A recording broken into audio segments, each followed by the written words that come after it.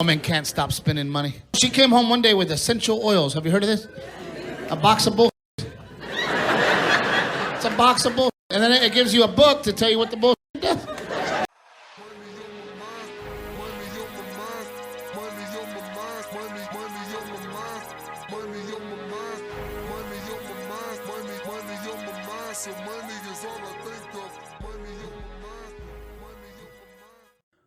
What up though, it's Hugh Flynt, Playboy the Hustler, and welcome to my channel, Hugh Flynt Philosophy. Now today, I'm going to be going over a very important topic to me, alright? This is going to be my top 5 ways that women can be financially abusive, alright? So let's get into it. Number 1 reason, she's entitled to your money and your resources. Right? That sense of entitlement. We all know it, right? She spends your money without your knowledge or permission. Now, I say forget the knowledge, because the knowledge is like, hey, I'm spending something. I'm getting something. Nah, don't tell me, you ask. It needs to be permission, all right? We got to nip this in the bud, this entitlement thing, right? She expects you to pay for her wants, for her needs. Now, spending money without your permission, without your knowledge, that's more of a relationship type of thing. But the expecting you to pay for her needs and her wants, that's casual. That could be just any woman you know. It could be a woman you meet at the bar. She just might expect you to pick up her tab. You know what I'm saying? You might be out somewhere with a woman. She just expects it. Now, don't get me wrong. As a man, yeah, paying a tab is nothing. But the fact that you expect it, nah. We need to check that at the door immediately. You heard me? Another sense of entitlement is refusing to pay for her own stuff. I've definitely witnessed this. I'm not paying for that. Huh? It's yours. It's your stuff. It's one thing to expect a man to pay for it, but when you refuse to pay for it, now that's when the delusion is really overboard. All right? Number 2, creating debt or financial ruin. Now this one right here, this is for my people that are in long-term relationships, your cohabitators, married couples, things of that nature, right? This is and if you just have kids with a woman too, right?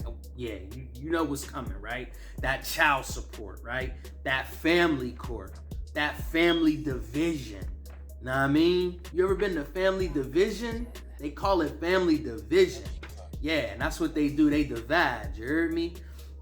The child support situation, you know, sometimes they just let you take care of your kids as long as you still giving them certain things that they want. Know what I mean? As long as you still giving them that slab, everything is good. But let's say you cut the slab off. Child support. Let's say all of a sudden you get a new woman. Child support. You know, all types of things, anything to rock the boat. Now it's child support. Now it's family court. And they'll grind it in too. Like, it won't just be like, oh, I'm a foul, you know, until he start giving me slab again. It's like, they want to ruin you. They want to destroy you financially. It's crazy. Another thing they could do is opening lines of credit, right? So, you know, they open up stuff in your name. Now, if you married, she ain't even gotta open it in your name. Your debt is her debt. Her debt is your debt. She's taking out loans. She's borrowing money off of friends and family. What's gonna happen? What's gonna happen when she borrow money from your friends, from your family, your mom, and then she don't pay it back? That's your debt. That's your debt. You know what I mean? This is your woman. She's coming to us for money, And next thing you know, you're getting a call like, yeah, I gave Cheryl some money last month and she didn't give it back. What's going on? Now you gotta pay her debt. That's what I mean. Opening lines of credit, borrowing money, draining the account, defaulting on an account. I mean, these are all examples of financial ruin. Number 3, withholding sex for money, right? They hold the kitty for ransom. You heard me? And this is pretty much, your casuals. People deal with this, in short-term relationships, long-term relationships, or just dating. You could just be dating a chick, you crushing, everything's good. You know what I'm saying? It's an even exchange. You giving her slabs, she giving you kitty. Everything good. And then all of a sudden, when you don't do something for her financially, then she want to hold the kitty for ransom. Now, I've never been through this, but I've heard about it. You know what I mean? And usually, majority of the time that I've heard about this situation, the woman was cheating. The woman was smashing with somebody else. Because, I mean, let's face it, guys. They love sex more than we do. We got too much other stuff to do. We getting money, we doing this, we doing that. We gotta protect, provide, lead, all of this stuff. And yeah, we want to crush down, before the night's out and things of that nature. But we got too much other stuff to do. You know what I mean? They, women can go. So when they start withholding that kitty, that's when you gotta ask yourself, what else is really going on? What are you really doing out here in these streets?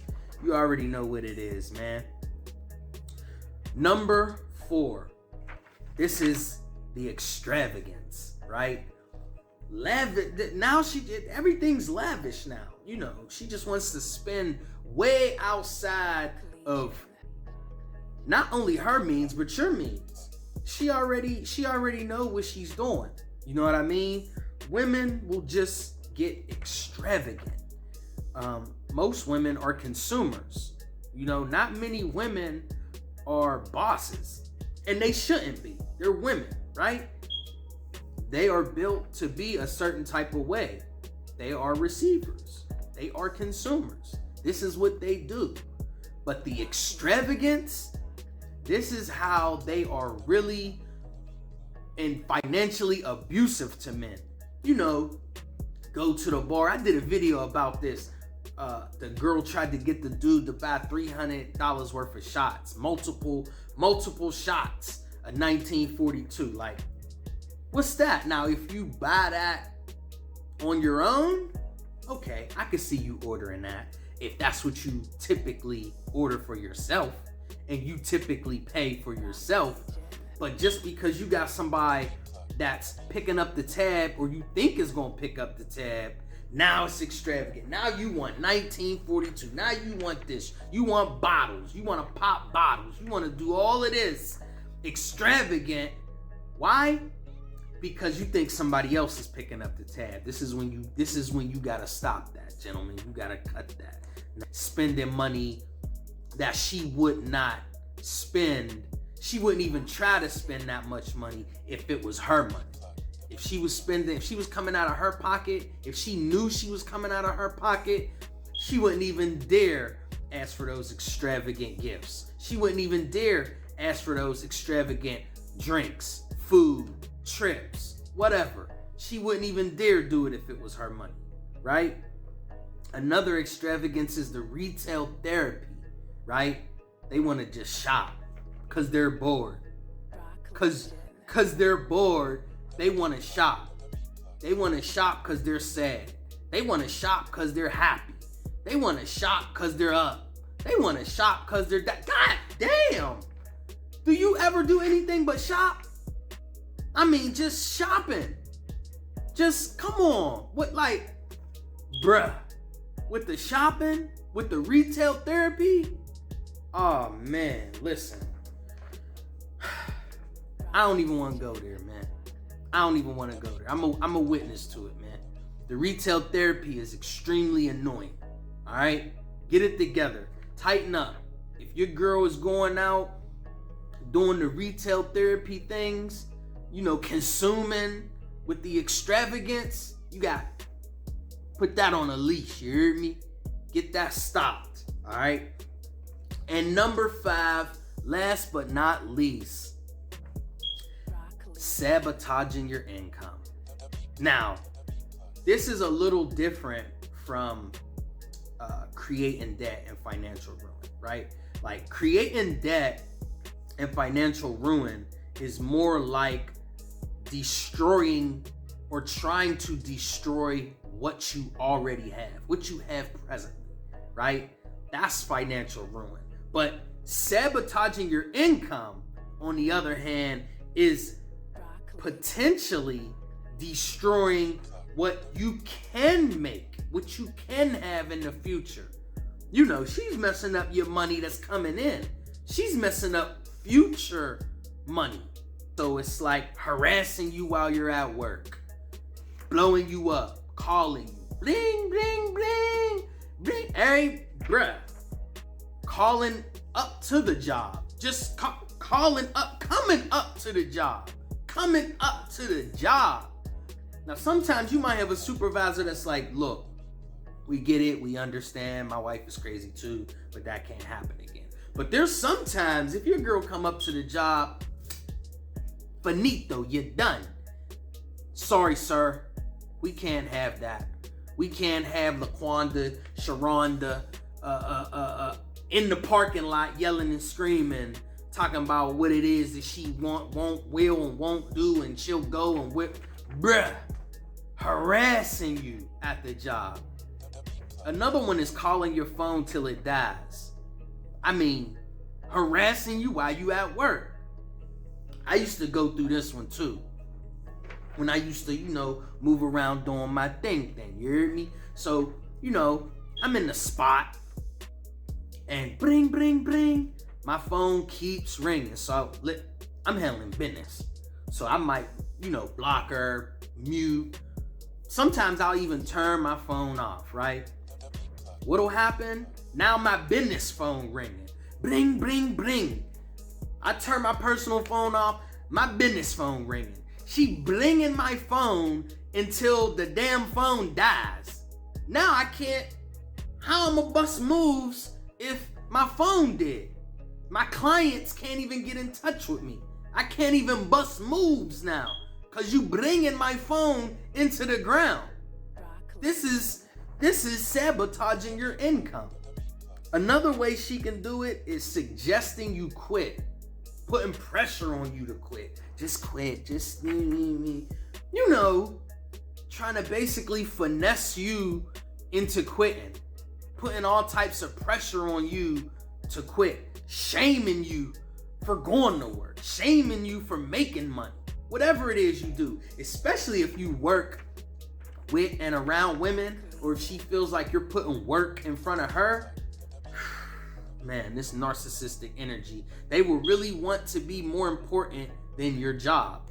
Like, it's funny because, like, women will literally leave you for working too much, for making too much money.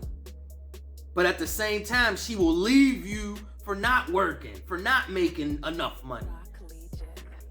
Damned if you do, damned if you don't. And they'll sabotage it too. Sabotage your whole incomes. They'll belittle your professional anything. Your professional workplace, your workspace. You work at the club. Oh, they want to talk about how the club is ratchet and this and that. It's unsafe. You know, they want to downplay it and try to shame you into quitting. They belittle the type of work you do, right? They want to make it seem like it's so minor. But what are they bringing in? I ain't even gonna go there. That's another video, you hear me? They'll belittle your accomplishments, your professional accomplishments, right? All of this is an example of how they basically try to sabotage your income and try to put pressure on you to quit, or they'll try to basically, you know, get you fired from your job if you work at an office and whatnot. So look out for these, and there's many more, but these is the top 5. These are the most recognizable. You can see these coming a mile away. I'm sure many of you guys that are in any type of situationship, any type of entanglement, y'all already deal with something like this, something similar. Y'all already deal with one of these or more than one of these. You heard me? So y'all already know what it is. If y'all already going through this, leave a comment. Let me know what y'all going through. Now, bang that like button, bang that subscribe button, and ring that notification bell so y'all can rock with me every time I drop a new video. You heard me?